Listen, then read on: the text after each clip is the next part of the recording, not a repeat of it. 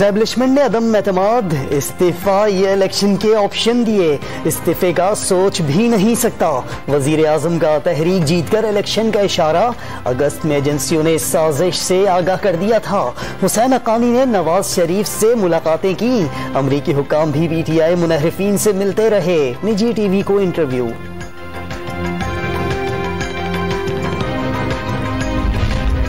इमरान खान ने America, Europe और Saudi अरब समेत तमाम दोस्त ममालिक से ताल्लुकात बिगाड़े। 7 मार्च को खत आया तो फौरी वावेला क्यों न किया? खुदा का खौफ करें, किससे बेवकूफ बना रहे हैं? अपोजिशन लीडर शहबाज शरीफ ने वजीर आजम का मौक़िफ़ आखिरी हथकंडा करार दे दिया। कोई गैर जमहूरी या गैर आईनी कदम न उठाएं, तसादुम का खतरा पैदा न करें। वजीर आजम ने खुद को बचाने के लिए कौमी सलामती का फोरम इस्तेमाल किया। दौरे रूस से पहले ही तहरीक अदम एतमाद पर राबते शुरू कर दिए थे। बिलावल भुट्टो जरदारी की प्रेस कॉन्फ्रेंस।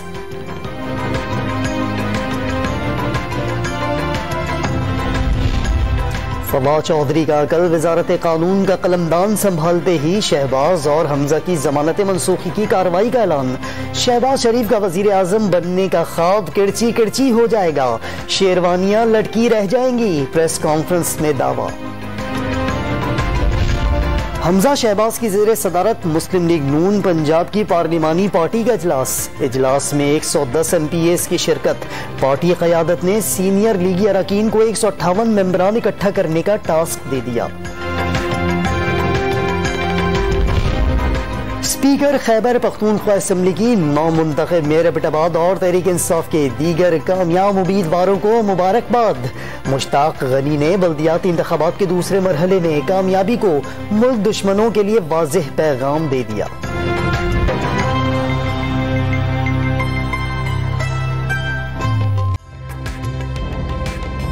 ताज़ा तरीन वीडियोस के लिए हमारा YouTube चैनल सब्सक्राइब करके बेल आइकन प्रेस करिए ताकि आपको मिले हर अपडेट सबसे पहले।